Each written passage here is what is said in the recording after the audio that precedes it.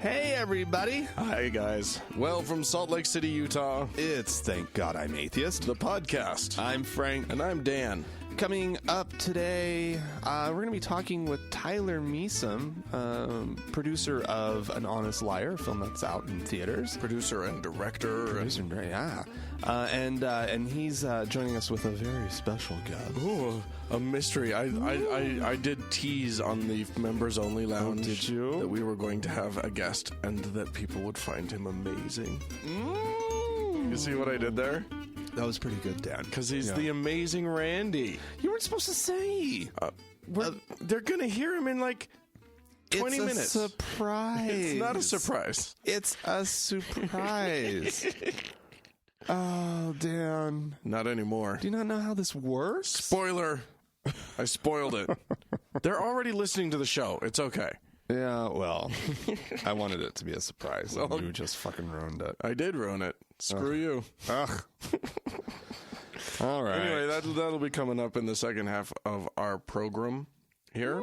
But in the first half, we have stories for you. Do you want to go or do you want me to go? I got a thing. Okay, go. You may or may not have ever heard, Dan, of the French broadcaster TV5 Monde. As in world? As in world, yes. Okay. No, I have not heard of. You've never heard of them? TV5 Monde. TV5 TV. TV5 TV5 Monde. Oui, oui. Well, it is a monde, of course, like you just said, means world, and it is it's a station, a news, kind of current affairs type station. Sure. I don't know that it's like a French CNN.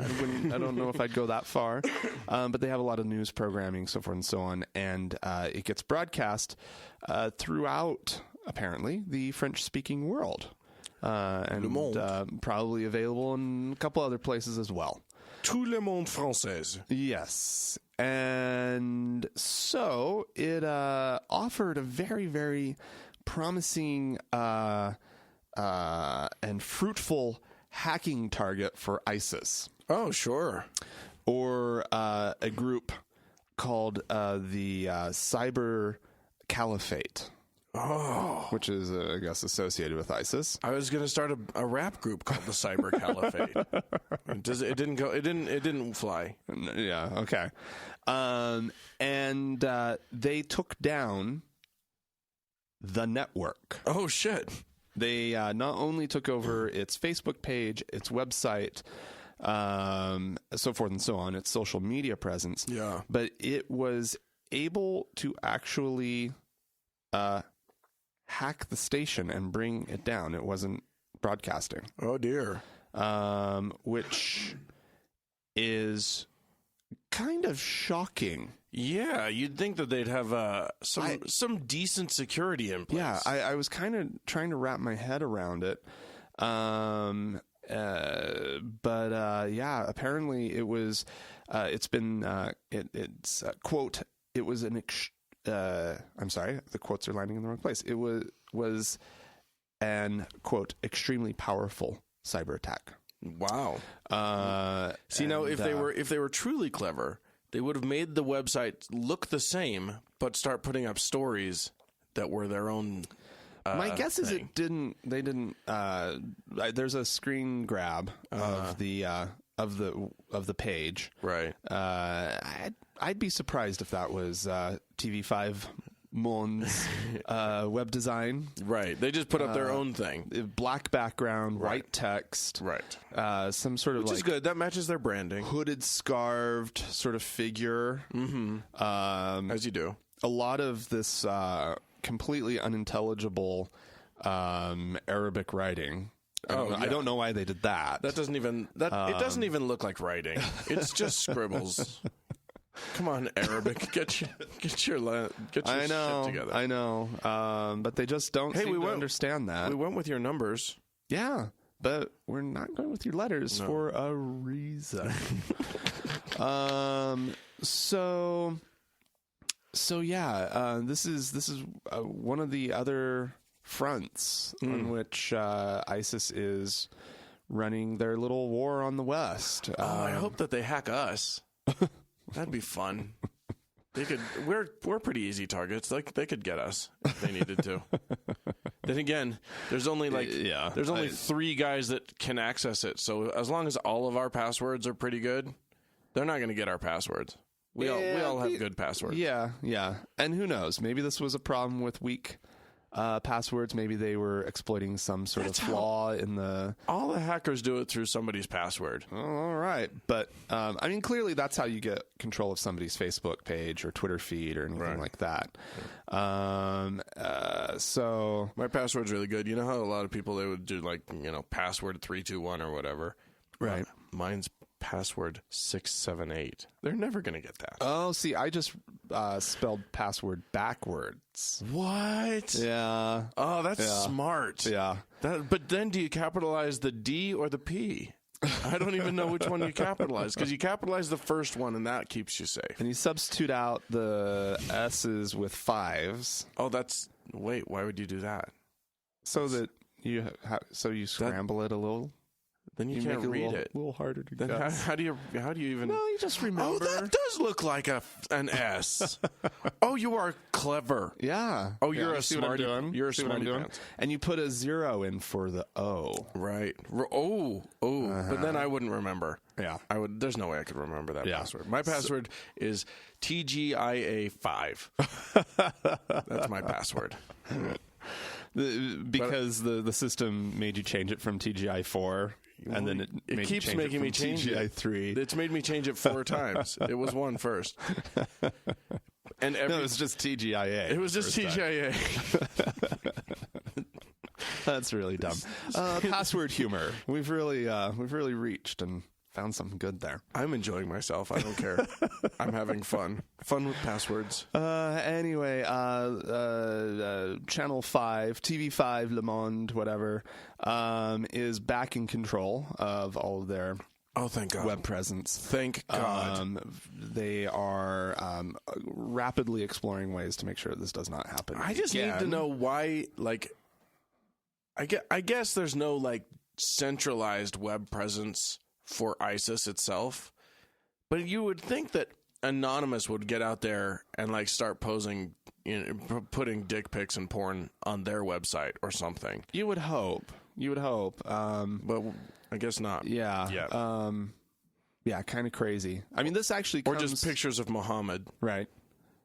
Yeah. Like goofy pictures of Muhammad, dirty pictures of Muhammad. Just pictures of Muhammad. You don't even have to make them dirty. No. Just a representation of Muhammad. But actually, a related story. Twitter just deleted 10,000 accounts on their service that were linked to ISIS or radical Islamic fundamentalism. But then, how are we going to get their cool produced videos? Well, don't worry. They estimate that there's 90,000 Jesus Christ accounts on Twitter. I'm going to set up 90,000 accounts. Just me. Just for me. Just Dan. At Dan B.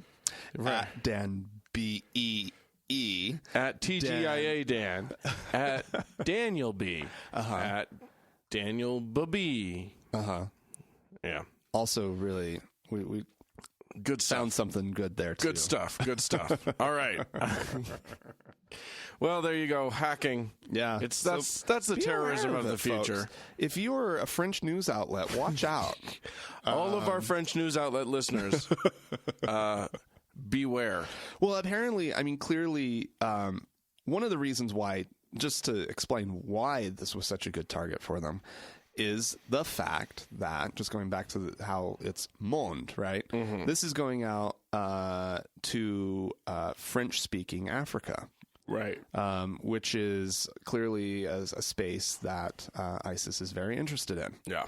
And so that specifically was why they went for them.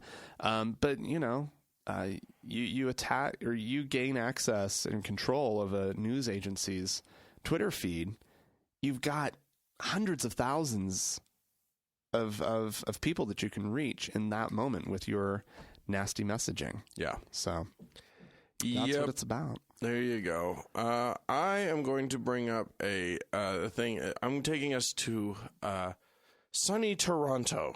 Lovely and beautiful Toronto, Ontario, Canada. Yeah. Where there is disgruntlement among the postal workers. Why? Canada Post is a fine group of people. I have gotten many a letter through to my mother. I don't know that I've ever really written to my. I guess I have. Birthday card, surely. Well, I mean, I do a lot of internet stuff, so you don't need the post anymore. Oh, but parents love the actual physical card. Don't shame me about my mom if she listens to the show. It's not cool. Anyway, Canada Post, they will get letters through eventually, I think is their motto. Anyway, they really are they not one of the fine postal services of the world? Canada seems to pride themselves in having high quality civil servants and whatnot, right? Yeah, sure, whatever. Okay. Anyway, here's the dealio for this little story. A group calling itself the Your Ward News, produced by the New Constitution Party of Canada, which is not a real party in Canada, or at least not an officially recognized party. Okay, all right. Was being sent around. It was called. So it's just like a newsletter that had been mailed out. It slammed a bunch of sort of municipal, provincial, and federal politicians. Okay. Using some profanity in some cases. It called former Prime Minister Pierre Trudeau a neo-Nazi, fascist, anti-Semite, and Quebec separatist. Oh dear God! I'm not sure which of those is worse. Yeah, neo-Nazi or Quebec separatist. Anyway, so they're mailing these. They're mailing the problem. So James Sears is planning to run for federal election, and he's been sending these out. Okay. He's the guy in charge. One Jewish temporary worker in the Canada Post has decided that he is offended by this thing and will not deliver it. Okay. So he's got choosing what can get through. He got in a bit of a kerfuffle with Canada Post, who was like, "Yeah, it's mail. Please just deliver it to everybody." Yeah. And then he contacted the union. Okay. And the Postal Workers Union has now asked Canada Post to please allow them not to, just make a reasonable accommodation about letting them not deliver stuff that they find offensive. Oh, no. No. It's the worst thing in the world. It's like, here's their quote. No.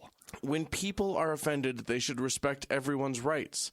I understand Canada Post doesn't censor the mail, but once they became aware, they should have done the right thing. Which is to not censor the mail. Right, yeah, no, exactly. The right thing here is if you refuse to deliver the mail, how about you don't get to deliver the mail anymore. How about this? If you're a letter carrier, don't read other people's mail. Why are you reading the mail? It's maybe he had received the newsletter, so he knew what it was, and he found that it was offensive. Or maybe he just needed some reading material for lunch break, Just open up whatever's not sealed, right? And you take a look at the catalogs, and then you go to the newsletters. Yeah. He's like, West Elm doesn't have anything interesting right now. I'm going to go to the newsletters. What? What am I reading? Shame on them. I'm not delivering. No, I'm horrified by this, and I disagree with its politics. Wow. Yeah. Yeah, I can't believe the union is backing him. I can't actually either. A really ridiculous position for the union to take. Right. Yeah, it's nonsense. But hey, if it's offending someone's religious sensibilities, yeah. No, what if he had a pizza shop Right. You know, what well, if they he need was a to have wedding photographer? They need to have $800,000 is what he'd have. Yeah, well, What, but yeah, I mean, the question becomes, what if somebody starts sending around, a thing that's maybe even more offensive on a larger mainstream, like Christians are stupid. Yeah. What if the Christians are stupid newsletter goes around? We need to find what route. How will they get it delivered? What route is he currently assigned to? And then find addresses in that route, right? And then just blanket them with nasty shit. With just, but funny. Here's what I would like to advocate for those of our listeners who feel like they want to blanket Toronto with... or to do any kind of like activism like that. Because the impulse is to be like, yeah, I'll send around a picture of penises and blah, blah, blah, blah. Right. No, be clever. Right. It's better if it's offending people while concurrently not being offensive. That's what's funny. If you can pull that off, then you've done it. Yeah. All right. Well, cool. I would like to now tell the brief story of a Jehovah's Witness in Australia. Oh, we love the J-dubs. A pregnant Jehovah's Witness. Okay. Who... So far, so good. Died. Oh, no. Along with her unborn baby. So that's not good. 7 months along. But it happens. When she refused a blood transfusion. Oh, of course she did. Yeah. Well, I mean, that's how they do. Yeah. Apparently, she was diagnosed with leukemia, and was in need of a blood transfusion. Apparently, 80% of pregnant women suffering from leukemia will go into remission with the proper treatment. Oh, okay. And the chances for the baby are good. There's all you need is some blood. Well, I don't know that that's all that you need, but that is part of the treatment. One of the things that you need is some blood. Someone else's blood. Coursing through your veins. But instead, this 28-year-old woman sided with her religion and allowed herself to die. Of course she did. Well, her deeply held religious beliefs hold that your blood is part of is like your essence, and if you carries your sin or something like that, right? And if you allow somebody else's blood to intermingle with it, you are it's got eternal consequences or some crazy shit. Yeah. So it was better to die. Yeah. And condemn her unborn child to death as well. Yeah. Yeah. Does that child go to heaven? I don't know what the J-dubs believe. I mean, if that's so if it never got born, it probably is. I'm sure that they believe that the soul enters the child before conception type thing. Yeah. So yeah. Otherwise, they'd be all fine with abortion and shit. They'd get all aborty. Yeah. It would be too aborty. See, that's the thing. We need to convince Christians in particular that the spirit enters at the time of birth. I think we need to convince them that the spirit enters at the time of the creation of the sperm and egg cells. so masturbation. Yeah, you're just killing millions. Every nocturnal emission, there's just 1,000 babies. And every month... That's just right. She's just washing one away.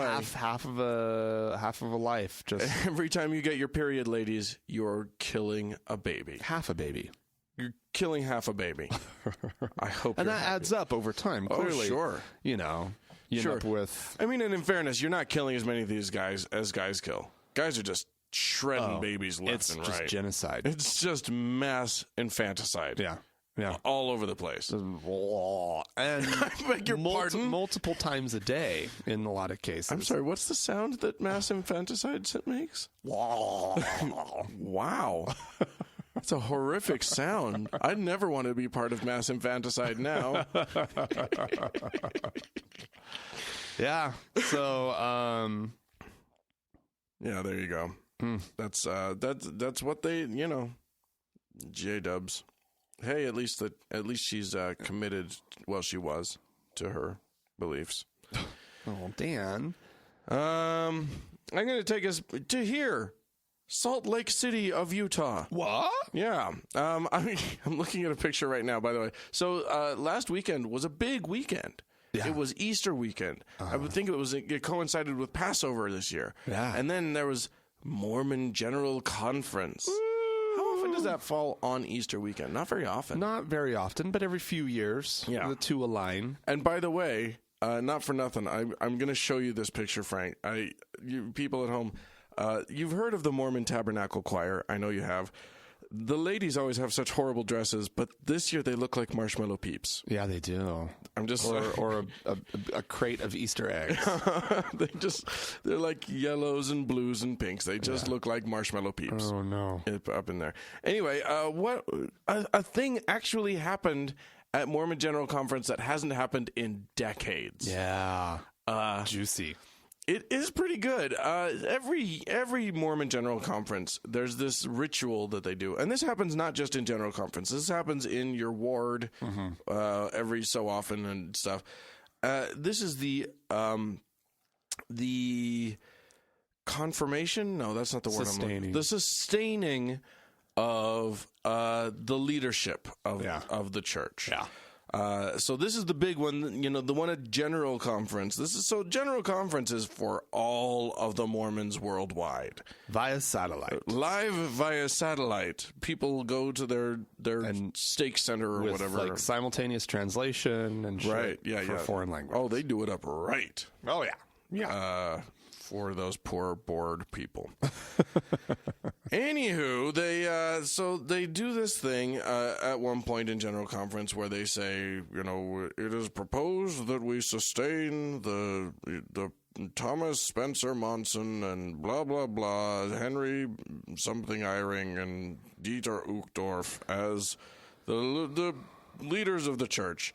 Yeah. All those opposed. All those in favor. All those in favor, please raise your hand. All those opposed, if any, please indicate also. Now, 99.1 of the time, everybody just raises their hand in support, and no one opposes. Well, it is known that you don't oppose. You don't. You do not oppose. It doesn't happen on the ward level with ward callings.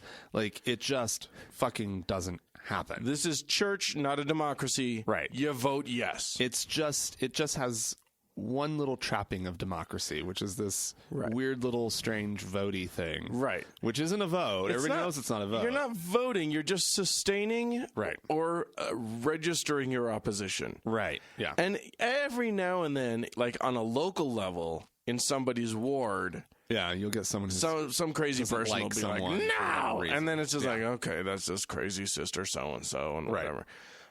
This year, 9 people stood and yelled opposed. Yeah. When they called for the any opposed. And not just in the big fancy space. There was a woman over in the tabernacle watching who did it amongst everybody in the tabernacle watching on the big screen. Right. Yeah. This was an only mildly coordinated assault on the poor leaders of the LDS Church. They're a group calling themselves Any Opposed, which is what Any Opposed, sort of threw it out there, but they didn't say, here's why we think people should be opposed. They just said, hey, we're opposed. If you are too, let's all get our tickets and go to this thing and be opposed. Wow. And they did. I mean, this may sound ridiculous to people who don't know Mormonism. It may sound stupid because they're in a conference center that holds, 25,000 people? Yeah, somewhere like 20, I think. 20, 25. Somewhere in that range. Yeah. And 9 people stand up and yell opposed and raise their hand. And the only reason that they had to yell opposed was because, of course, if they just raised their hand in a room full of 20,000 people. Oh, the person conducting this, which was Uchtdorf this time. Dieter Uchtdorf. He it would normally never like scan the room looking for hands that opposed. No. It's just usually a quick little, any opposed? All right, moving on. Right. In this case, he also didn't scan the room. They had advanced warning that this was going to be happening. Oh, they did? They knew? Because they knew that any opposed, that this website was there. Okay. But what's fascinating is, so he says, if please indicate, if you would like to sustain, please indicate with the uplifted hand. He looks out at everybody. They all put their hands down, and he says, and any opposed, and those opposed, if any, please raise your hand. And he just looks down at his notes.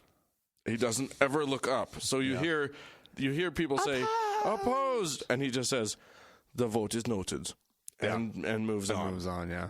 And then he moves on to sustaining the quorums of the 70 and the quorum of the 12. And people are saying opposed, and he's just, the vote is noted. And Mormons are not good with being uncomfortable. The vote was not noted. The vote, if he had looked up and went 1, 2, 3, 4, 5 and wrote it down, that would be the vote is noted. Right. All that was noted was that some people out in the audience, in a terrible minority, said opposed. and really, was he like writing it down on some official ledger that's going to be stored in the vaults of the church? No. I should make it clear, this hasn't happened in General Conference since the 80s, and that was in reference to like black people. Oh, really? And like the 70s and 80s, I think, were the last time this happened. So this is a big deal in Mormonism. There has been a backlash. BYU, the Mormon university, one of their coaches, I think a football coach, not their head coach, but one of their football coaches, tweeted, "For those who oppose, go see your stake president, then find me and oppose those beloved men in front of me and witness how I sin." Which is, I think, the only way to interpret that is a threat of violence. It seems like it, doesn't it? He is threatening violence. Well, good. That's you're a good spiritual man there, sir. Mm-hmm. And how righteous and moral. You've learned some good lessons from that religion of yours, haven't you? Yeah. The one thing that the church did right on this one, or at least, one could say did right, the last several times that people have opposed in General Conference, they were escorted out. Right. Summarily dismissed from the meeting. This time they were not. See, this is interesting. This is, I guess, I almost called it Occupy Women. What was the... Ordained women? Ordained women, thank you. Their mistake was just trying to get into the priesthood session. This is a much better tactic. I guess their whole line is that they actually do sustain and support the leadership of the church. Right. They just want to see change from within. Right. This is interesting, but a lot of these people, a couple of the people the media talked to later and actually found out what they were about, it seems like they align with the ordained women movement. A lot of them, that was like the excommunication of Kate Kelly, the excommunication of John Dehlin. So these are prominent Mormons who wanted to see changes and were organizing people to that effect. Seems to be support of those people. Yeah, there's a lot of support. So some of the people who objected were that. Some were also included gay rights among their issues that they wanted to have. Cool. Fantastic, I guess. Addressed. Why do I care? Right? Why did that just elicit a good on them? Well, it's nice that people support gay rights. That's always nice. Yeah. It's just for who the fuck cares? Yeah. It's better for us. Oh, keep being weird, Mormon Church. If the Mormons are like not only just weird, the longer they hold on to this like anti-gay like thing that they got going, the better it is for us. Yeah. We'll get more atheists out of it. Yeah. People start to see through the bullshit a lot more. Yeah. And we can just laugh at them. Well, and they'll keep coming up with lines like counterfeit lifestyle. Mm-hmm. Right. Which was a gem from this general conference in reference, of course, to gay marriages. Right. You're fake. Fake.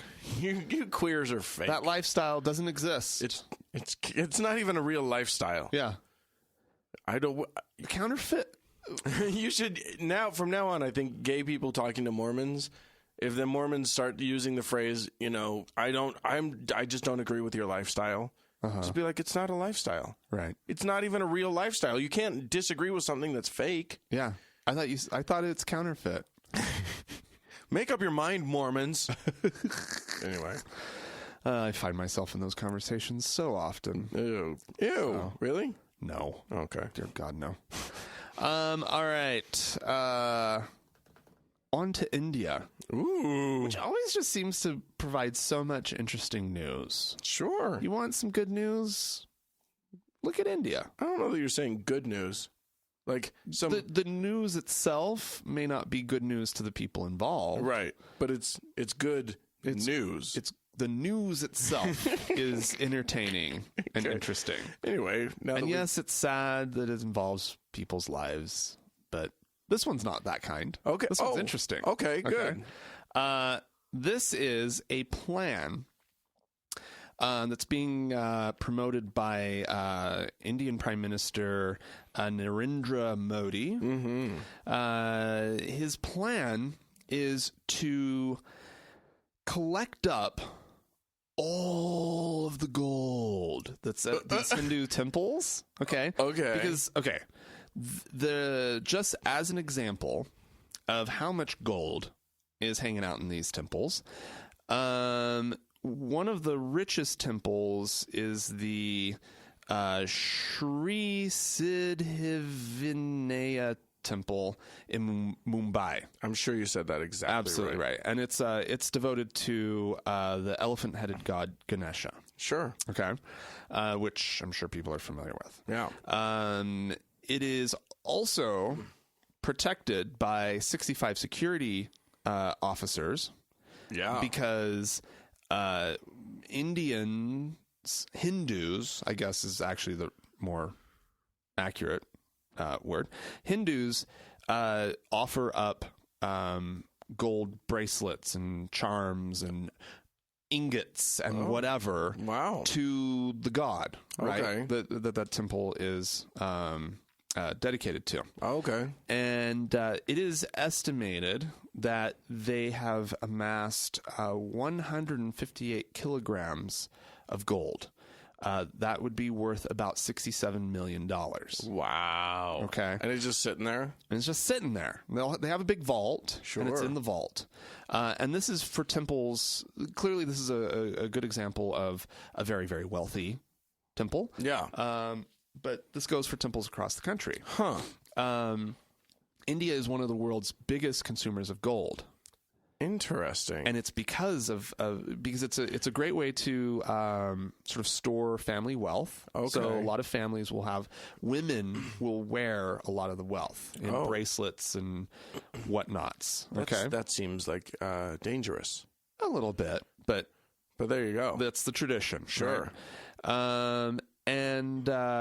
So it is estimated that they have 3,000 tons of temple gold in the country, which is more than 2/3 of the amount of gold that's held at Fort Knox. Wow. Okay. I smell a Bond plot. Huh? I smell a James Bond plot here. Well, a different kind of bond, actually. Oh? The government would like to put all of this gold into a national treasury and pay the temple's interest on the gold that's been deposited. Okay. They will then take the gold, melt it down, sell it off and basically sell it back to Indians to redeposit into the temples. Hey, this is a good deal here. Okay, and this is of course a scheme to raise money for the government. Right. Well, I mean, in fairness, Ganesh isn't taking it. Like, it's just sitting there. It's just sitting there. Ganesh, get on it. And they're giving you this shit. The folks who run these temples are very amenable to the idea as long as the interest rate is high enough. Okay. They apparently somebody tried to do this a number of years ago, but they were only offering 0.75 to 1%. Oh, return. Right? Well, that's not a good. Yeah, it's not investment. good. That's poor investing. So, but the gold is just fucking sitting there. It's totally just sitting there. It's just sitting there. I feel like somebody needs to have a plot to just steal all of this gold from Hindu temples. I feel like it's totally doable. Now that I know that it's there, I have a feeling these things are probably way protected. Like, yeah, but if you have a staff of 65 security guards, you're taking this shit seriously. But they're not all there at the same time. No, I know that. You can defeat. I mean, I've seen Indian security. Right. I went through all their like their airports and stuff, and it's beatable. Yeah, that's protecting people. Oh, right. This is an asset. This is an asset. That's worth something. Yeah. They have too many people. We've already addressed that issue before. Did I tell you about the one hotel that I stayed in where it was like, it was in Aurangabad, which is a very Muslim part of India. Right. And, but the hotel was part of a hotel chain that had been bombed by Muslims in Mumbai. Do you remember? Oh, yeah. The bombing of the hotel in Mumbai? Yeah. So this hotel was part of the same chain. So they had instituted new security protocols, including like as our driver pulled us up, all of our bags had to be pulled out and sort of rifled through. And really? They checked the car and whatever. And it was more reasonable. Pretty intense. Yeah. And then our driver sort of chuckled as we drove past. And he was like, you know that all of those guys that just checked our bags are Muslims, right? Oh, my God. Huh. Which is fine. I mean, you know. Nonetheless. Sorry. Just a story about Indian security. Yeah. No, and a good one, Dan. Clearly, people who donate to these temples are a little less stoked about this. Along your lines, here's a quote that says, I make donations to God, not to a temple trust. Right. Right? Yeah. But your God is seriously doing nothing with it. Yeah. What if your God wants it to be invested?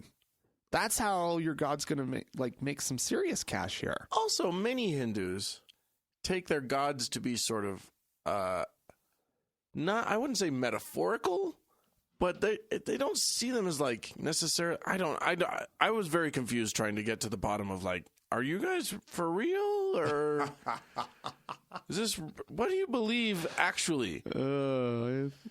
Well, it's like, enduring, so they must actually believe it. They believe something, It's just that's funny. I mean, I can see.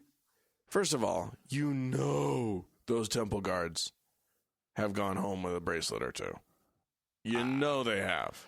Nobody's keeping track of how many bracelets are being like written. They're not writing them all down in a ledger. They're just throwing them into a pile in the back room. Yeah, and that vault is going to fill up at some point. Yeah, I'm imagining like Scrooge McDuck style, like swimming around in the vault of gold. Let me tell you, if they start getting a 5% return, like one of the temple managers wants, they're going to get a lot more serious. If your theory is right, they would be getting a lot more serious about every piece of gold being heavily accounted for. I'll bet the security guards are kind of, or temple workers are kind of going to start like, maybe we don't want this. Because my wife because Mama needs a new pair of shoes. Oh, God. Yeah, but Modi thinks that it can boost the economy. So that's what. Yeah, you're goddamn right. It can. Yeah. Gold. It's a very clever scheme, if you ask me. Sure, absolutely. Probably very good for the country if they pull it off. I'm gonna impersonate Ganesh, and I'm just gonna go in there and start claiming my gold. Hello, I am Ganesh. I would like my gold now, please. God. Witness my long trunk and elegant ears. I'm going to take us to Los Angeles, California. Oh, okay. Land of the free and home of the brave. I guess is that a thing? It's in the U.S. Okay. So I guess so. I don't know. I couldn't. Okay. Or land of the surgically enhanced and that's more like it. Home of the blonde. There you go. Yoga. Do you remember we talked about a story actually in San Diego about parents vehemently and litigiously objecting to the teaching of yoga to their children in schools. Yeah. And they sued, and their case was thrown out by a lower court. Well, they pursued it further. Oh no! They took it to an appellate court. They appealed. Okay. So the 4th District Court of Appeal, in a 3-0 opinion, have upheld the outthrowing of this case, saying while the practice of yoga may be religious in some contexts, yoga classes as taught in the district are, as the trial court determined, devoid of any religious, mystical, or spiritual teachings. It's just called yoga. It's just called yoga. Yeah, as you and I said before, they just need to call it stretching class and everything's solved. Yeah. And just don't say namaste at the end. Stretching, bending, and balance. Right. And don't use Sanskrit words for poses. Right. Use English words. Yeah, there's plenty of those already. It's stupid to use the Sanskrit words anyway. None of the people speak Sanskrit. Right. It's just so dumb. You know, you go to yoga class and it feels so like, ooh, because they're using, chaturanga, asana, whatever. And you're just like, just use words that I know. Right. You don't have to teach me a whole bunch of new vocabulary. No. You don't have to teach me any of that stuff. Child's pose. Right. Done. Downward dog. Which that doesn't make any. First of all, they need to rename a lot of these poses because I've never seen a dog. Well, I've seen dogs stretching, but I mean stretching dog, sure, yeah. Or whatever. It's just how about you just come up with words that we already know? But no, they're trying to make it seem all woo woo and like spiritual or whatever. Right. Yeah. Anyway, so good. Yeah. A court with its head screwed on correctly. Yeah, Stephen and Jennifer Sedlock are very disappointed with the ruling. They're the ones who brought the suit. Maybe they should pull their kids out of the public schools. I'm sure that they will. They said no other court in the past 50 years has allowed public school officials to lead children in formal religious rituals like the Hindu liturgy of praying to, bowing to, and worshiping the sun god. See, they must have used the phrase salutation, sun salutation, which is not what that is. I don't think that that's about a god, is it? Maybe it is. Just from the couple yoga classes I took, I just imagined it as like this. Good morning. Right. Yeah. Like stretchy morning. Good morning. Stretchy morning. Sun salutation. Right. Well, there you go. They're very upset. So there you go. We're sorry that your kids almost were exposed to another culture. Oh, it's just terrifying. So close to cultural exposure. Oh God. It's horrifying. Oh, poor San Diego. just going to be producing a bunch of heathens. Well, more likely some Hindus. Well, hippies. Yeah. Hipdoos. That's Hindu hippies. I like hipdoos. Or Hindis. Well, no, not as good. Himpies? Himpies? No, that doesn't work either. Oh, I know what they're called. What? Hare Krishnas. That's what they're called. Couldn't think of it.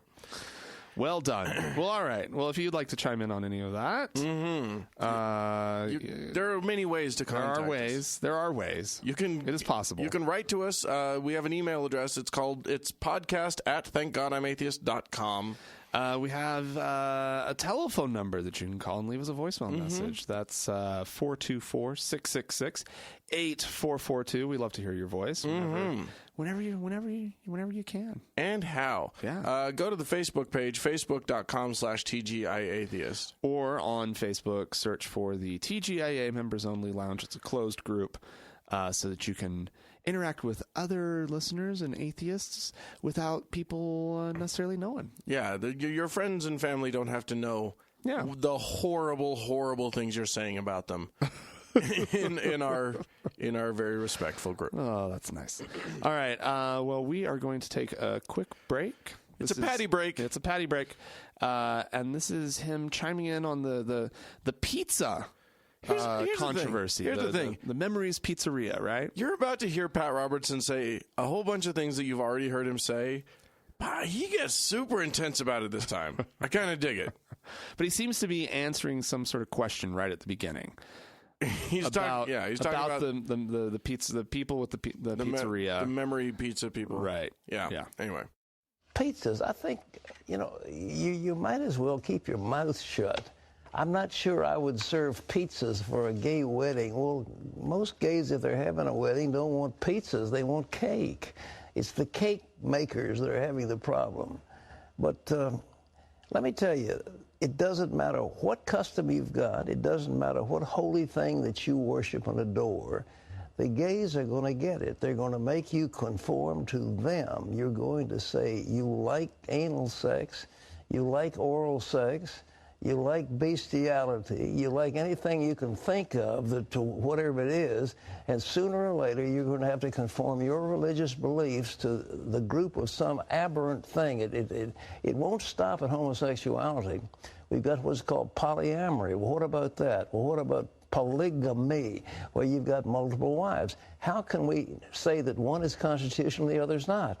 And then, as you say, what's so terrible about having sex with animals? Well, that's going to come next. You watch it down the road, and Christians are going to be saying, well, you're intolerant, you're trying to mitigate against these nice people who like dogs. What's wrong with you? Now, what's wrong with somebody that wants 10 wives, 5 wives, 4 wives? What's wrong with you? What's wrong with you? Oh, that's wrong with you. I might want 4 or 5 wives. No, you don't. If they're all working. I have grown accustomed to a certain lifestyle. I can use some wives out there. Welcome to Lazy Dan's harem. That's right. I hope you like my personality, because that's all you're getting. Oh my God, they're gonna make Frank. I think you're as the gay person on our show. I think you're in a unique position to tell us. Are you really gonna make us like anal and oral sex? Don't you already? Yeah. You did it! Ta-da! You did it! I'm all for it. Well, he's really against these things? Yeah, I know. I get being against bestiality, but right? Like oral sex? Yeah, I know. Poor guy. He doesn't get to anal have sex. He doesn't get to have oral. What I mean, even oral. Like maybe you don't like. Maybe you're afraid of anal, but God, oral? Yeah, oral's easy. One of the highest profile Christians in the land was named Oral, for crying out loud. You gotta love Oral. Or a good old Oral Roberts. Mm-hmm. Yeah, he's got. Who doesn't want to go to Oral University? It's more funny if you take out the Roberts part. It's just more funny. Oh, Patty boy. He's just... Gays don't want pizza at their weddings. They want cake. That's amazing. Absolutely amazing. True that. True that. Patrick. So much fun. All right. We had some people write into us and or call in. No calls this week. Sorry. No calls. But we'll get to some correspondence here.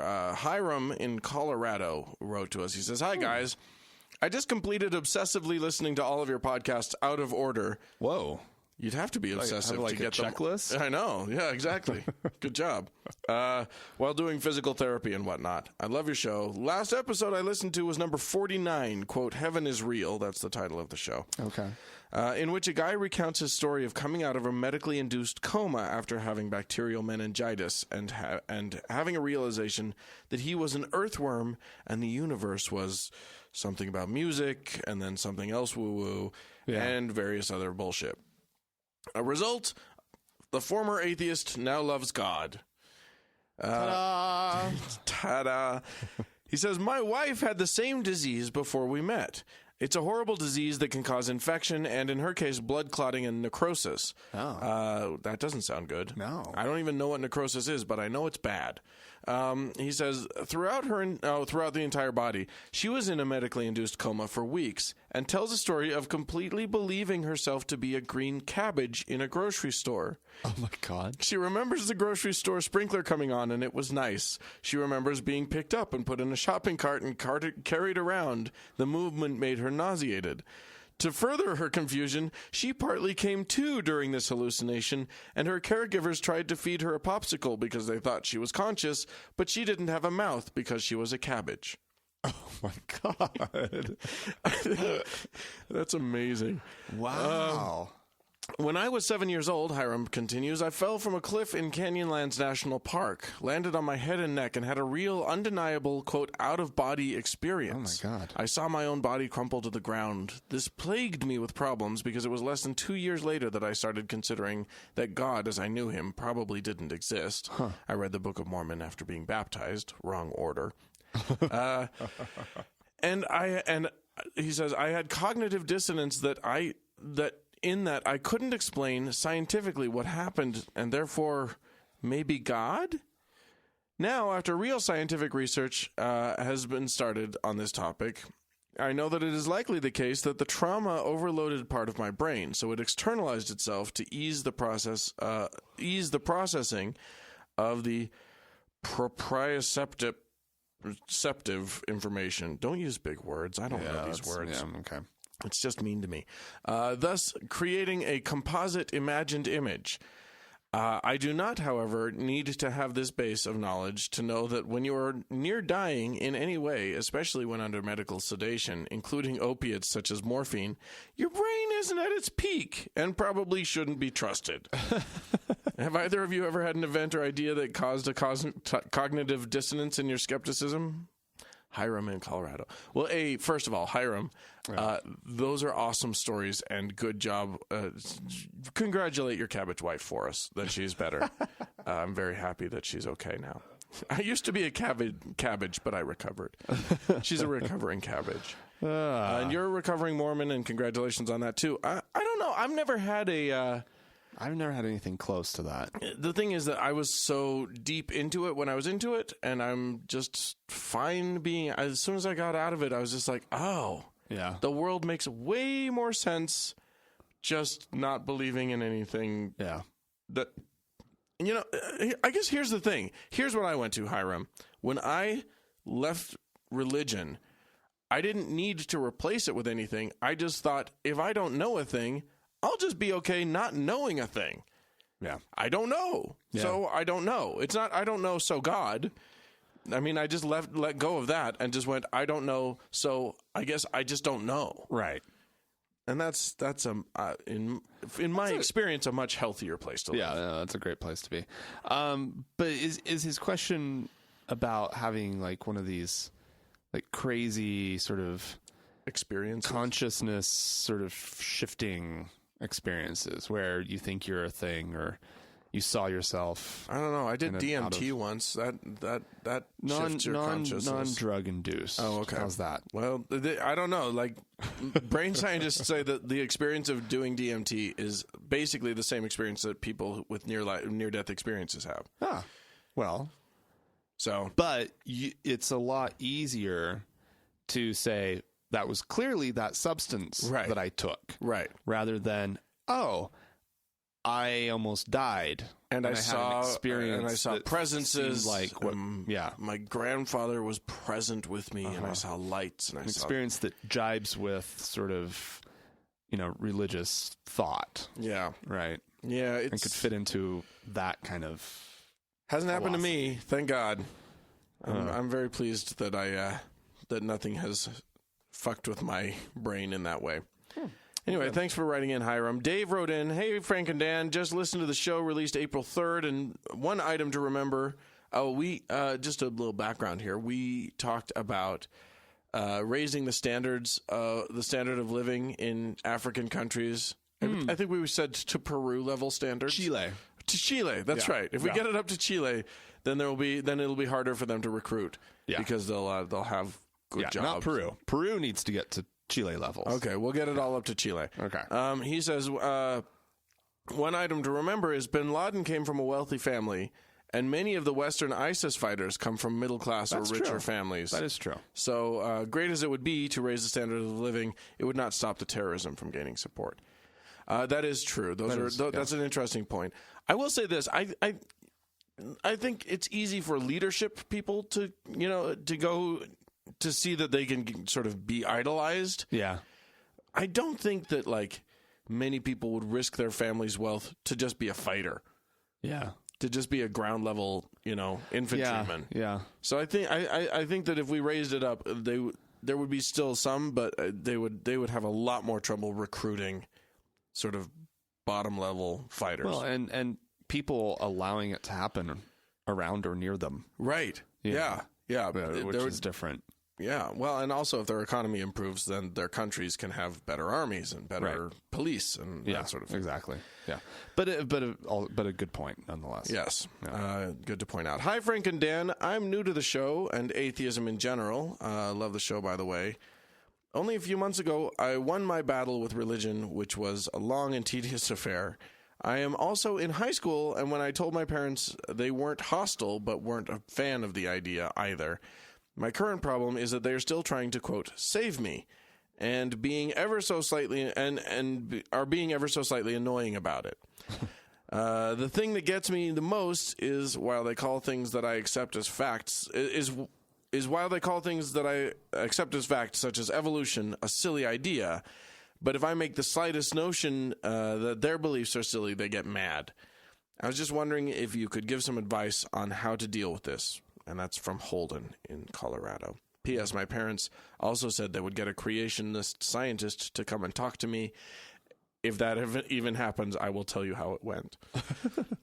Yeah, please do tell us how that went. That sounds quite the story. Entertaining. Don't tell your parents that their religion is silly. Nah. That's a bad idea. Yeah. I know that it feels like you should be able to talk openly about that, but just remember, Holden, that when you say anything about a person's religion to them, you're not, in their minds, you're not talking about the tenets of the religion or the things that they believe specifically. You're talking about a piece of their identity. Yeah. You might as well start talking about their body. Yeah. And say, your nose looks stupid. Because that's how deeply ingrained this stuff is. Yeah, yeah. My advice would be to stay congenial with your family. They're your family. Yeah. It's less important what everybody believes and more important to just, have a good family. Yeah. Well, they'll think that it's important what everybody believes. They will. But you need to acknowledge, and they're gonna keep bugging you. They about have it. their space, and you should have yours. Look forward to when you can move out and go to college. Yeah. And just try to have a good and peaceful environment. They have a lot of sway in your life right now, and really rocking that boat probably won't help you. Yeah. So just learn what you can from them. They're still people. They're still good people. Just learn what you can, and then believe what you're going to believe. Yeah. And then go to college and be your crazy damn self. And keep going. Yep. Frank and Dan, can we talk about religions rushing people into getting married? This is from Donna in Florida. Hi, Donna. My best friend is Mormon. He met a girl right after getting back from his mission, and they decided to get married only after dating a couple of months. Yeah. They are both still in school. He's 22 and she's 21, and there's really no reason I see that is rushing them into getting married other than having sex with God's approval. Ding, ding, ding, ding, ding. He is counting the day until he can have sex. You got that one right, Donna. She says, I see this as a huge mistake. They just met, and it feels like people are going into marriage without the right mindset. And then, because of their religious beliefs, divorce is completely out of the picture. They risk being in an unhappy marriage for the rest of their lives. What do you guys think about young people rushing into marriage because of their religious beliefs? Well, I mean, it's ain't nothing I can do about it. Clearly a bad idea. Yeah. Well, I guess. Welcome to the world, though. Is there a question maybe in there somewhere about what she can do, or what? Yeah, what she like. What do you think? I mean, here's the thing. The second you say maybe you should hold back, you're in Holden's position of like you're telling them something. You're going against something that's almost primal at this point. Well, yeah, because this is their gateway to sex. Yeah. These are young 20-something people. They want to be having sex. Well, and also there's cultural Mormon pressure to get married. Yeah, there is. It's fulfilling a lot of things. There is. And there is a sort of an expiration date on young women. Yeah, in the LDS church. In the LDS church, you hit a certain age, and and for men too, there must be something wrong with you. Yeah, what is wrong with him, or what is wrong with her that they're not married yet? They don't say it that way. They say things like, "Oh, that poor girl. Yeah, that sweet spirit. Oh, she's going to have to leave she's getting too old for the singles ward. Oh, no. She's going to have to be put into a family ward. She is just, as a single woman. We should invite her over. What is going to happen? Cook her a casserole. What's going to happen to her? Well, she'll be taken care of. Her case is hopeless. She'll be taken care of in the next life. Yeah. She's 26 now. It's all over. It's all over at this point. That's not when they're kicked out of the singles ward.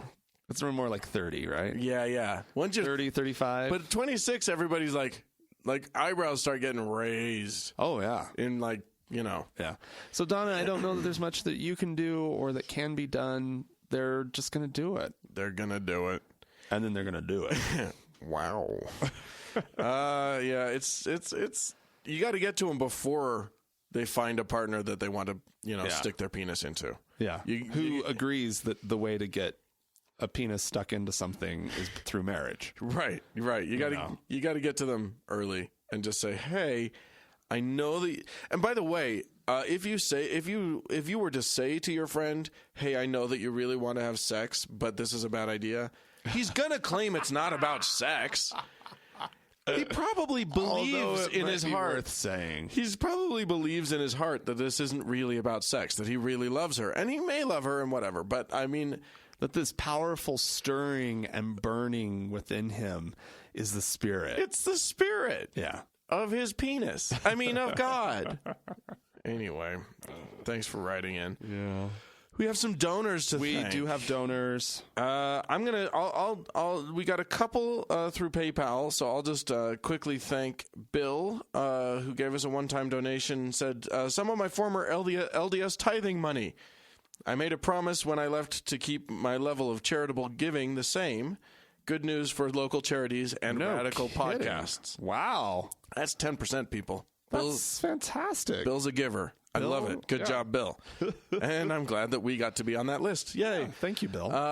We also got a one-time donation from Zach, so thank you very much. Well, thank you, Zach. And what do we got over on the PayPal side? Or not the PayPal side, the Joyride side. Woo! All right. This is 2 weeks worth. Right. Last week I just couldn't deal with it. Right. Sadly. But here's the list. Okay. I'm going back. I don't remember one of these names. So I'm going back to a little bit further than I thought I needed to go, because it was not on my list that I had already thanked. So if I'm thanking you again, great. But if, you know, I don't want to miss anybody is my message here. So I have David, Cheryl, Rich, another David, Adam, Ryan, Carolyn, Rebecca, Stephanie, Tim, and Alan. I mean, that's amazing. That's awesome. That means that we now have 53 supporters on Joyride. And we're at $466 a month. The next goal that we're working toward is $700 a month. And as everybody knows, we already hit the $350 mark. And we're using that money to upgrade our recording situation. Right.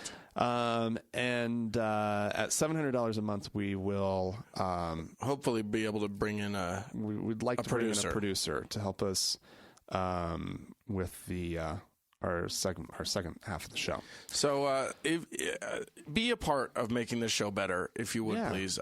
Go to thankgodimatheist.com. Yeah. And click on the Joyride button and help out. Yeah, but this is really amazing, Dan.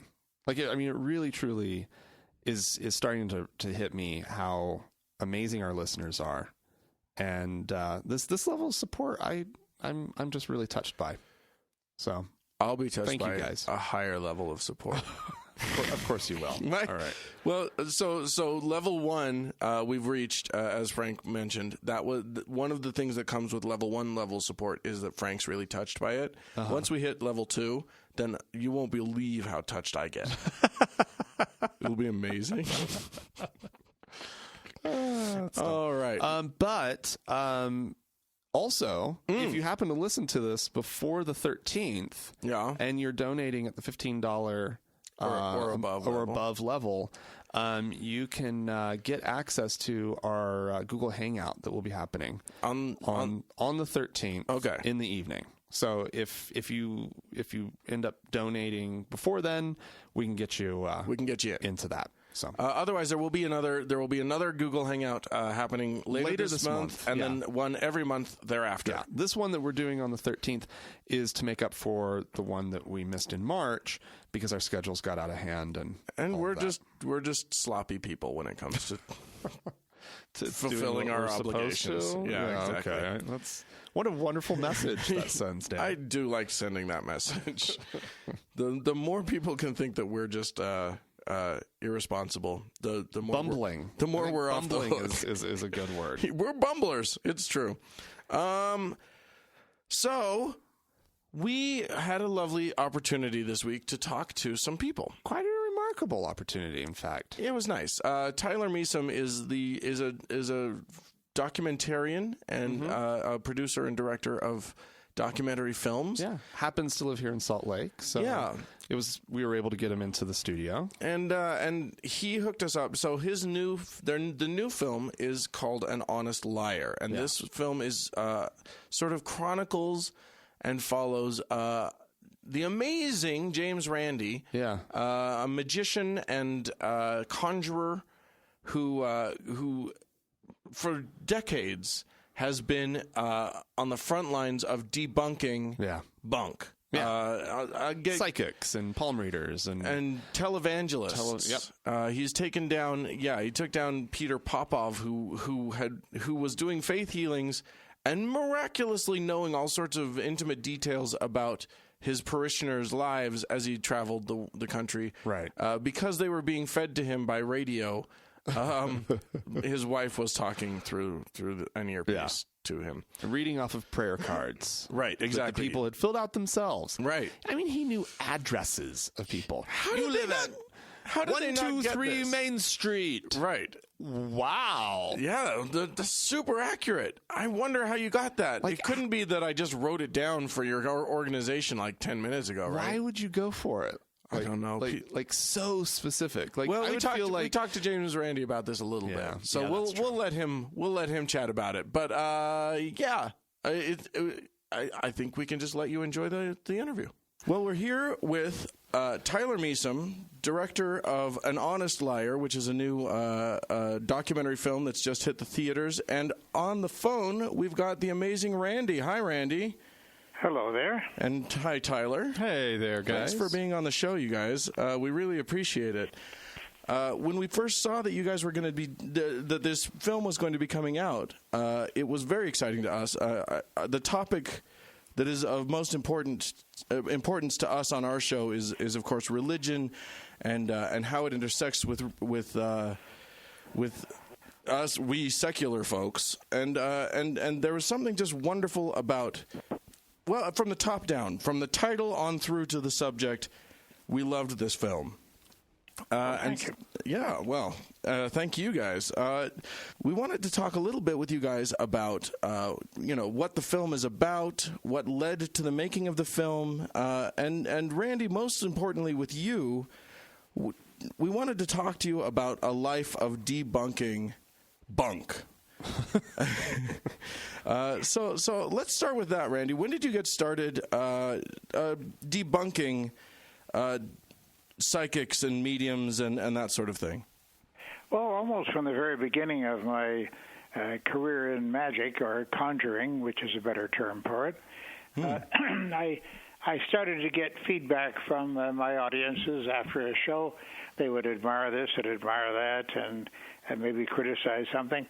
And then they'd come out with comments like, but when you told the lady her phone number and you'd never met her before, now that was ESP, right?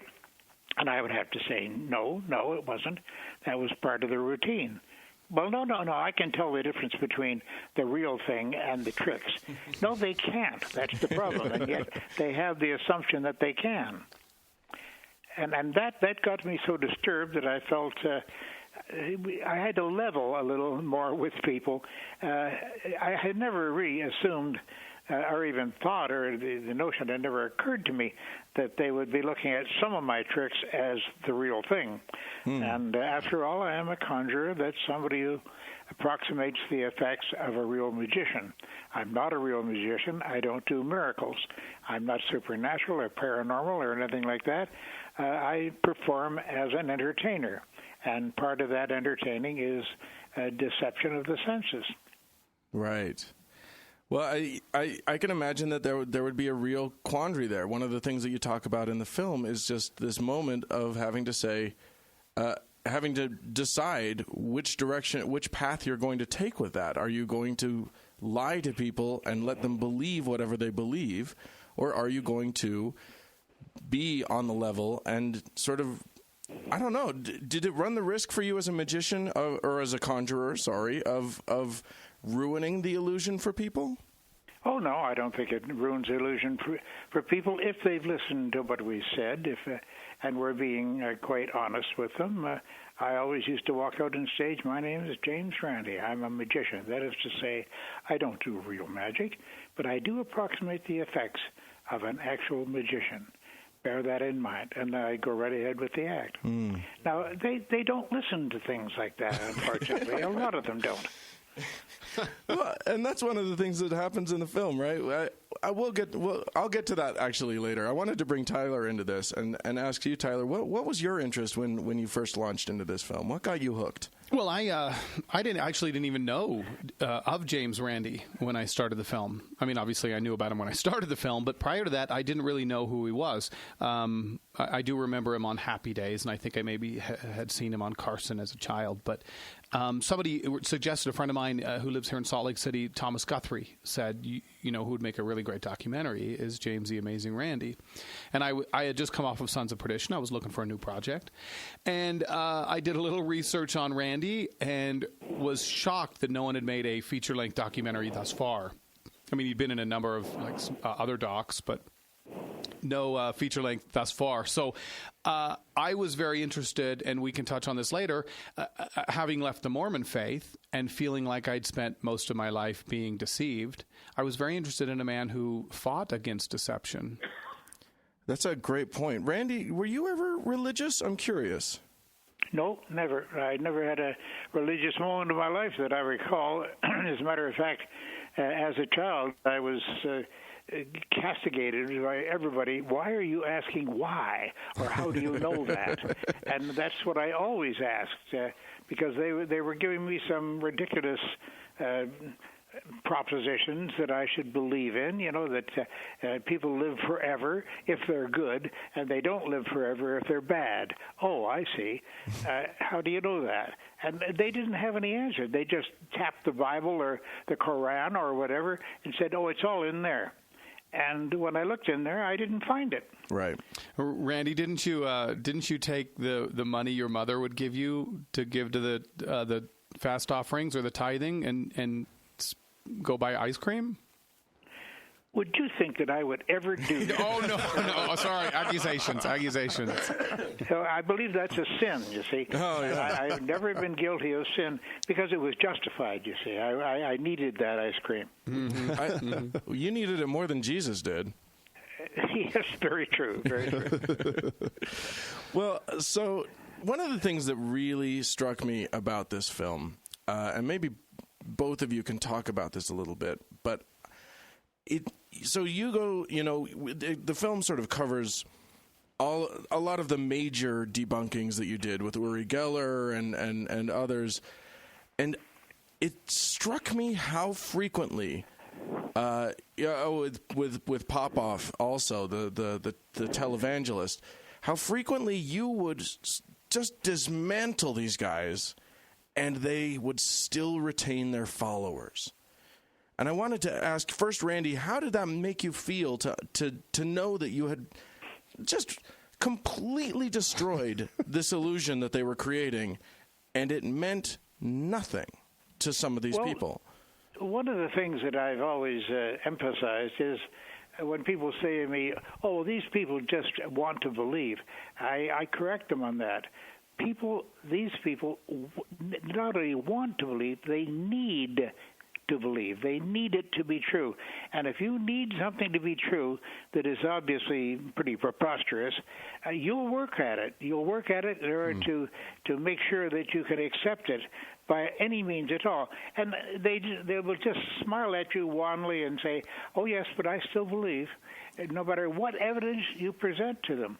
And that has been universal in my quest to try to get knowledge across to people. Well, I'm wondering, if you might have any insight. I mean, you've been dealing with this your whole life, your whole career. Do you have any sense of why people have this need or want to believe or? Well, no, it's a need to believe. They want some magic in their lives. They're not satisfied. Remember, if they have a religious background at all, even a very fundamental one, not fundamentalist, I'm talking about fundamental, a basic religious belief, they really believe that they're going to live forever if they behave themselves. And they're going to live in heaven, and the streets are going to be paved in gold.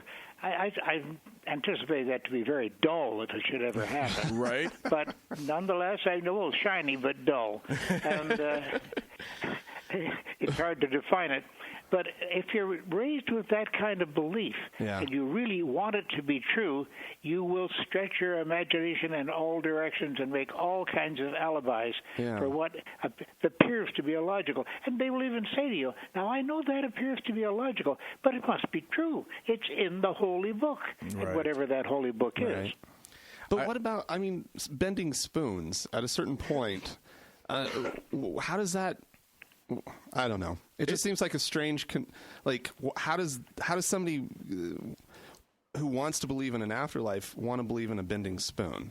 Well, because it's part of the miracles. This fellow, what's his name, Uri something or other, he bends spoons for a living. Now, if you walked up to him, what do you do for a living? I bend spoons. Wouldn't you walk away laughing?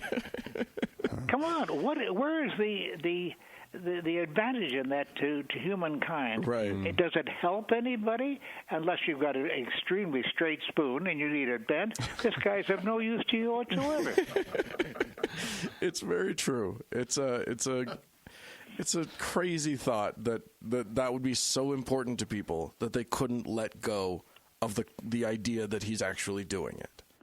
Oh, yes. Well, it seems to them to be some sort of endorsement or proof of the supernatural, of the paranormal, and they just love that. If it's anything that tends to support that, they'll go with it. I think you're right about that. One of the things that we butt up against a lot as an atheist podcast is that people really want to debate believers about the truth of their belief claims.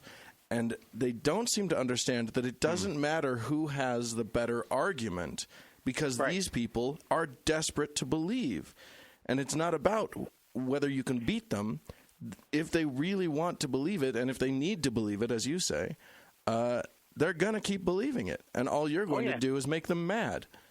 That's right, and they feel sorry for you too. Oh, right.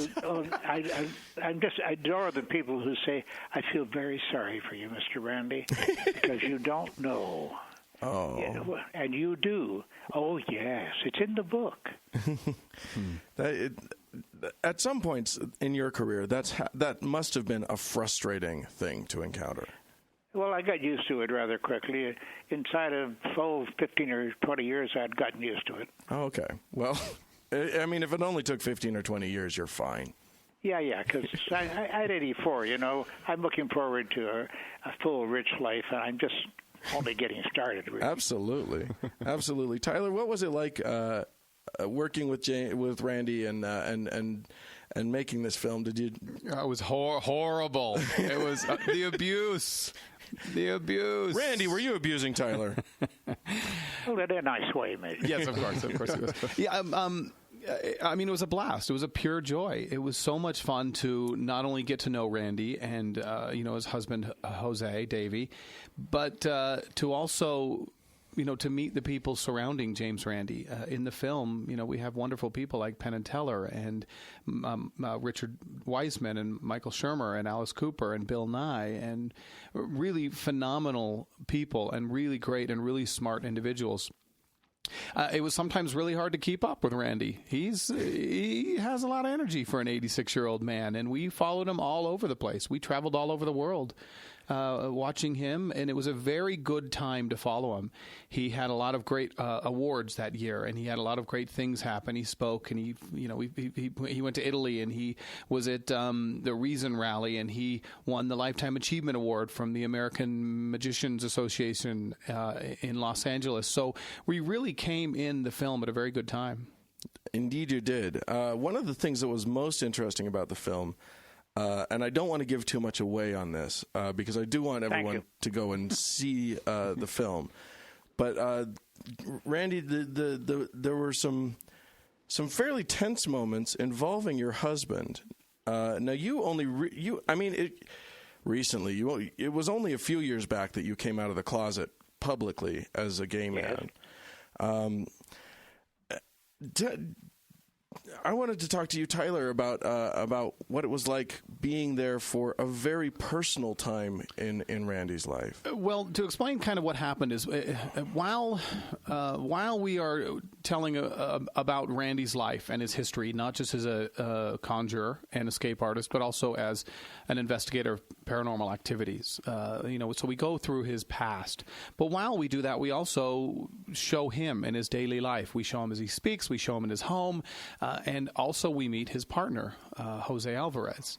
And during this period, something happened that was quite a shock for everyone involved, in so much that, I can kind of say what happened, but an arrest occurred.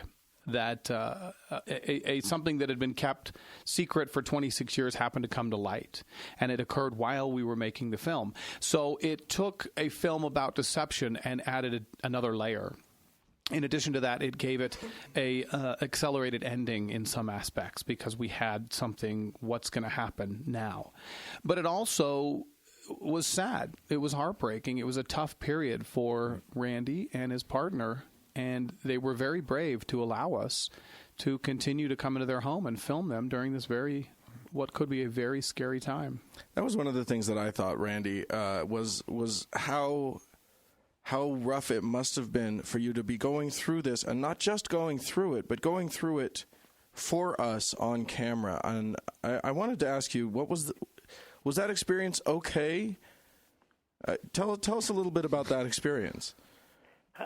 It depends on your definition of okay. Indeed. I realized as I said it that was probably the worst wording I could have possibly chosen. Yes. And put that down in your list. I will. Okay? Never do it again. I'm following you, so watch it. Okay. Yeah. No, I was discombobulated when the arrest occurred and such, and I was wondering. I didn't know where to turn, in what direction to turn.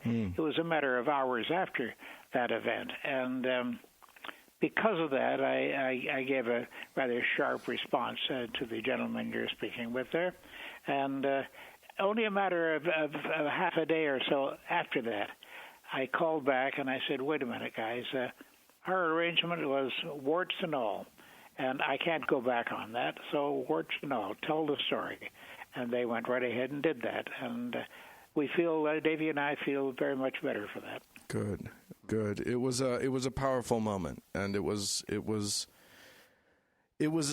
touching moment. So I actually would like to thank you for sharing it.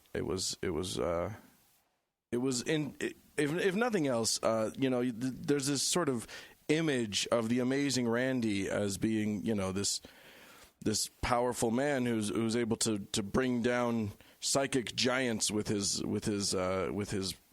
perception and his knowledge, and it was nice to have that so humanized and to be able to see such a gentle and vulnerable person underneath all of that. Mm-hmm. I imagine you're right. Yes. Well, Randi, I want to thank you so much for coming on the show. We won't take up any more of your time, but we really appreciate your willingness to come on and hope for good things from you in the long years you have ahead of you. Well, I'll say in leaving you is that the film is a tour de force, where Davey and I are very, very much in favor of it. It certainly did the job it was supposed to do. Much to my surprise, frankly, I thought it might be sort of missing the mark, but it did not miss the mark. We didn't miss the mark. We made sure that it hit the target exactly where it needed to be hit. We're very, very satisfied with it, and we ask that everyone who is hearing this will make every effort to see an honest liar. And it's not only the story of James the Amazing Randi, it's the story of Davey Pena as well. And I think both stories are well worth being told and being repeated. Well, I couldn't agree more. And knowing our audience, I think you won't be disappointed. They will all go out to see that. So thanks again for coming on, Randi. Yeah, thank you very much. Right. See you later, Randi. Now, Tyler, we wanted to keep you on the line with us. You're on the line, in the room with us. Right. I'm still here. We're not going to let you leave. You have to stay here. No, I can't. Because this isn't your only film. And one of your other films is one that we had a particular interest in as well. And we've talked about it before. Yeah, it's actually come up on the show. Cool. So we get a double whammy out of this one. Wow, 2 for 1. Right? Right. We're quite fortunate. Now, you mentioned earlier that you're an ex-Mormon. Yes. As are we, Frank and I. Nice. And we wanted to discuss Sons of Perdition. Why don't you tell us a bit about that? Sure. Film? Sons of Perdition, we started filming it in 2007. In 2007, my partner and I, Jenny Lynn Merton, who was here in Utah at the time, she's no longer, but we started following 3 boys who were kicked out of polygamy. As you know, the Lost Boys, as they're known here in the state of Utah. Mm-hmm. In the corner of Utah and Arizona, right on the border, there is a town called Colorado City, and it's predominantly a fundamentalist Mormon polygamy town run by the prophet Warren Jeffs. Right. And they routinely would excise teenage boys. Mm-hmm. They would just kick them out. Now, these boys have very little contact with the outside world. They have very little education. They're told they're going to hell, and one day they're just tossed to the curb, essentially. Why were they thrown out? Just as a... I mean, one could say that it's basic math. If you are a man and you want to marry 7 women, you pretty much have to get rid of some of the boys because it's 50-50 men and women, of course. But I think it goes a little bit bigger than that. They want to cull the field. They want to get rid of those who aren't going to be like Dad, who aren't going to make money and keep secrets for the church. Wow. It's a fascinating story, and these boys that are sent out are not prepared at all for the world. Is that true? In some aspects they are, because they're very hardworking individuals. But the average age of these kids is 16, 15, 14, 17. Yeah. If you're around to 18, you've pretty much made it. You're already in. Wow, by that right. time. So, they are. Mentally, they're not. They just don't know what the world is about. So imagine being 16 years old and you don't have your mom or your dad, or and you're thrust out into this world, and they have no concept of like national, like they don't know who the president is, right? No. They have no sense of the world around them. Very, very little. Yeah. And they also don't know simple things like the Beatles, right? Or music or film. Yeah. And so there's a portion when they first come out where they kind of overdose on a lot of things, girls and beer and alcohol. And it's Rumspringa. Yeah, it's Rumspringa. And also just pop culture. I mean, they will just sit and watch movies for hours. Well, just imagine a life without a Kardashian. Honestly, I could. We all need them. Yeah. So we watched 3 boys for 2.5 years as they grew up. Wow. And how they, it's one thing to leave Colorado City. It's another other thing to leave it in your mind. And more of what we follow is, they're told they're going to hell. And how do you reconcile that in your mind and come to the awareness that, no, I'm not going to go to hell? And as someone who left the Mormon faith, as I did, and my partner Jenny did as well, we knew that story. We kind of knew what it's like to disappoint family and friends and community and your God, and then come out the other end and go, hey, I'm all right. I'm actually fine. I'm actually better, to be honest with you. Yeah. It is an interesting thing. Now, I want to make clear to our listeners that the fundamentalist LDS Church is not the mainstream LDS Church that we in this room were part of, but there are ties, there are threads that run through both of these groups. Absolutely. The Fundamentalist Church of Jesus Christ of Latter-day Saints, or the polygamist group, did not just start on their own. They were a direct offshoot of the LDS Church that at one time practiced polygamy. In fact, they were told to go down and hide in this very remote area and continue the practice of polygamy. Isn't that interesting? I mean, that's a whole other thing. Now, when you were down in Colorado City, I hear all these stories about just driving around there. You'll pick up a tail. Yeah. As you're on there, tell us about the feeling that you got when you were down in Colorado City. It's a very unique and odd town, and you drive in, and it is like you go back in time, 40 years. But you are also, you're immediately tailed for the most part if you go in and you stay around too long. And they knew me. They have quite a surveillance there. And, it was 2008 when I was driving around, and everyone there drives a white van or a white truck with tinted windows, and I come in with a Volvo with an Obama sticker. So you know what I mean? Like I am immediately pegged at the border of the town. And they'd follow me around, and they'd flip us off, and they'd intimidate us. And I got arrested by a polygamous policeman once. So they definitely didn't care for me. We didn't go into town all that much. It was a part of the story, but it was more leaving the town. So, a lot more time in St. George. It was a lot of time in St. George and Salt Lake, And this was Warren. Where was Warren Jeffs at this point? Was he still? I can't remember if he was already in prison. No, when we started the film, he was on the run. He was on the lam. Right. And then he was arrested, while we were making the film. Right. And the trial occurred shortly thereafter. When you were with the boys when their former prophet, was jailed. How did they respond to that? These guys that were out of it, but their brains may not have been as much out of it. Yeah, I think initially they were happy, but inside they still have this feeling of that's the man they revered. That's the man that was their God. And it's hard to shake that. Yeah. I think it was really hard for him to shake that.